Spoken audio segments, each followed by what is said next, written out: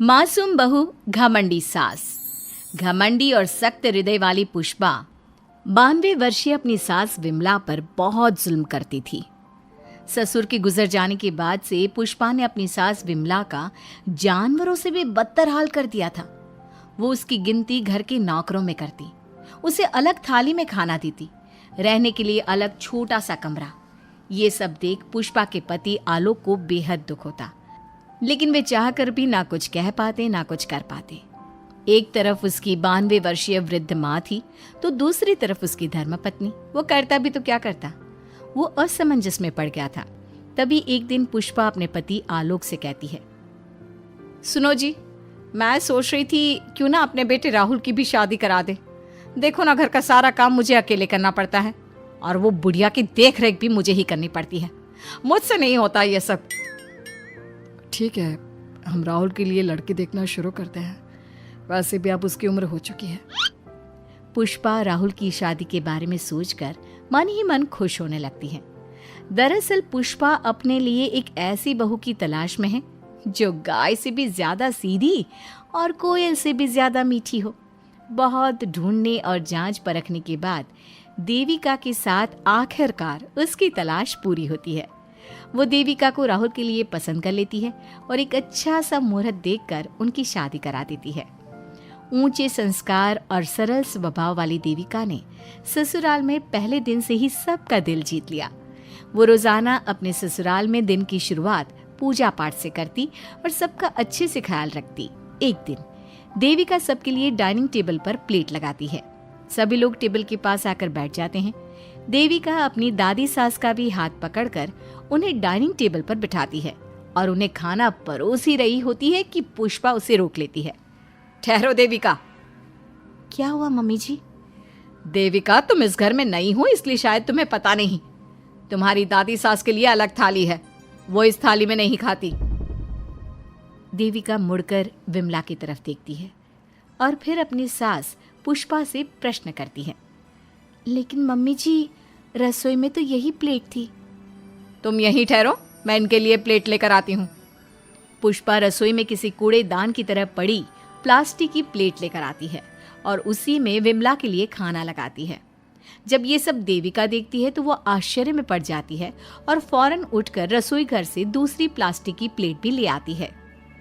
अरे बेटा, ये दूसरी थाली तू किसके लिए लाई है? देविका मासूमियत के साथ जवाब देती है, आपके लिए मम्मी जी। हाँ, मेरे लिए? पर क्यों?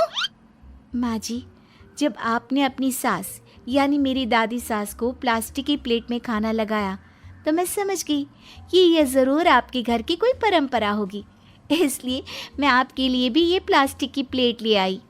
अब आप अपनी सास के लिए इस प्लेट में खाना लगा दीजिए और मैं अपनी सास के लिए इसमें खाना लगा देती हूँ। देविका की बातों से पुष्पा हैरान हो जाती है।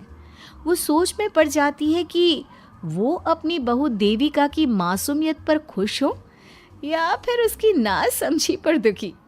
इसी तरह दिन बीतते चले जाते हैं और अब देविका को घर का माहौल और सास का स्वभाव सब समझ में आने लगता है। एक दिन सुबह पुष्पा अपनी सास यानी विमला को उसके कपड़े धोने के लिए कहती है और ये सब दूर से देविका देख लेती है। उसके कुछ ही समय बाद देविका आती है और अपनी सास पुष्पा से कहती है, मम्मी जी, मैंने घर का सारा काम कर लिया है। कपड़े, बर्तन, झाड़ू, पोछा सब लगा लिया है। अब मैं आपके पैर दबा देती हूँ। अरे लेकिन बेटा, तूने कपड़े नहीं धोए? मेरे कपड़े तो अंदर कमरे में ज्यों के त्यों पड़े हैं। मैंने आपके कपड़े नहीं धोए मम्मी जी। आप जब दादी से बोल रही थी ना कि आज उन्हें अपने कपड़े खुद धोने होंगे, तो मैंने सब सुन लिया था। फिर मुझे लगा आज पूर्णिमा भी है, इसलिए शायद ये आपके घर की कोई रस्म होगी, तो मैंने आपके कपड़े भी नहीं धोए मम्मी जी। देविका की बातें सुनकर पुष्पा अपना सर पकड़ लेती है और मन ही मन कहती है, ये तो ज़रूरत से कुछ ज़्यादा ही सीधी है। अब क्या करूं मैं इसका? इस बुढ़िया ने मुझे परेशान करके रख दिया है। एक तरफ वो ज़रूरत से ज़्यादा सीधी मेरी बहू, जो मेरी हर हरकत को इस घर का रिवाज समझ लेती है, और दूसरी तरफ ये बुढ़िया जो रोज अपना बिस्तर गंदा कर देती है। आए बुढ़िया, अब कौन करेगा ये बिस्तर साफ? बाहर से नौकर बुलाने पड़ेंगे क्या? चल जल्दी से अपना बिस्तर साफ कर, गंद मचा कर रखा है। बहू, तू ऐसा क्यों कहती है? मैंने तेरा क्या बिगाड़ा है? मैंने तो कभी तुझसे ऊंची आवाज में बात तक नहीं की, फिर तू मुझसे इतनी नफरत क्यों करती है? तभी वहां आलोक, देविका और उसका पति आ जाता है। क्या हुआ पुष्पा, तुम माँ पर ऐसे क्यों चिल्ला रही हो? अरे देखो ना अपनी माँ को, इस बुढ़िया ने अपने बिस्तर का क्या हाल कर रखा है। कितनी बदबू आ रही है इस बिस्तर से, किसी काम की नहीं ये बुढ़िया। आप एक काम क्यों नहीं करते, इस बुढ़िया को वृद्धाश्रम क्यों नहीं छोड़ आते? आलोक ये सुनकर परेशान हो जाता है। वो मन ही मन अपनी माँ से अपनी गलतियों की माफी तो मांगता है, लेकिन जुबान से कुछ नहीं बोलता। बहू, ऐसा मत कर बेटा, तू जैसा बोलेगी मैं ठीक वैसा ही करूंगी। मैं अभी इस बिस्तर को साफ कर देती हूँ, पर प्लीज मुझे इस घर से मत निकाल। ये घर मेरे पति की आखिरी निशानी है। मैं अपनी अंतिम सांस तक इसी घर में रहना चाहती हूँ। माँ जी, दादी सास का बिस्तर मैं साफ कर दूंगी और अब से आपको कोई शिकायत का मौका भी नहीं दूंगी। आप प्लीज दादी को वृद्धाश्रम मत भेजिए। हाँ माँ, दादी को रहने दीजिए ना यहीं पर, उनके बिना ये घर बिल्कुल अच्छा नहीं लगेगा। देखो बेटा, इनका जाना जरूरी है, अब इनकी उम्र हो चुकी है, इसलिए अब इन्हें अपनी बाकी की जिंदगी वहीं बितानी पड़ेगी।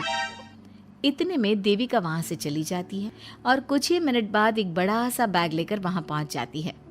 देविका के हाथ में बैग देखकर सब अचंभे में पड़ जाते हैं। अरे देविका, तुम ये बैग कहाँ से लाई? तुम कहीं जा रही हो क्या? माँ जी ने अभी तो बोला थोड़ी देर पहले कि अब उनकी सास बूढ़ी हो चुकी हैं और उनकी असली जगह वृद्धाश्रम में ही है, तो मैं ये दूसरा बैग उनके लिए भी ले आई।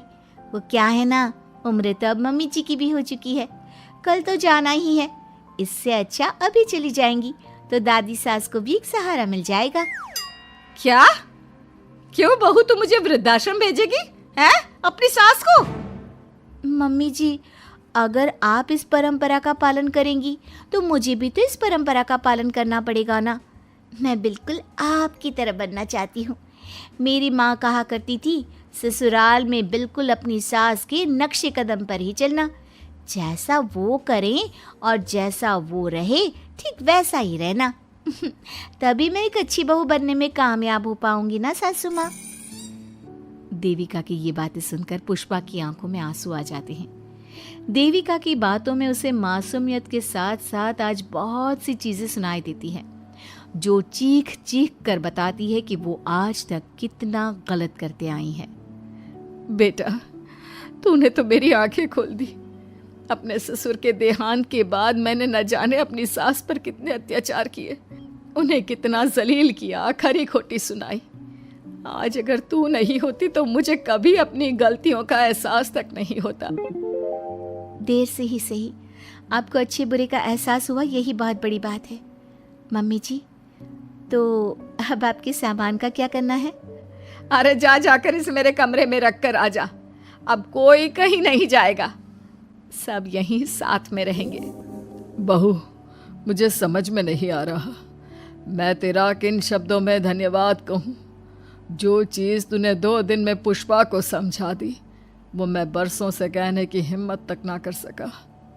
पापा जी, ज़रूरी नहीं कि हर बात कहकर भी बताई जाए। कभी कभी अपनी गलतियों का एहसास कराना भी ज़रूरी होता है, और मैंने भी मम्मी जी के साथ ठीक वैसा ही किया।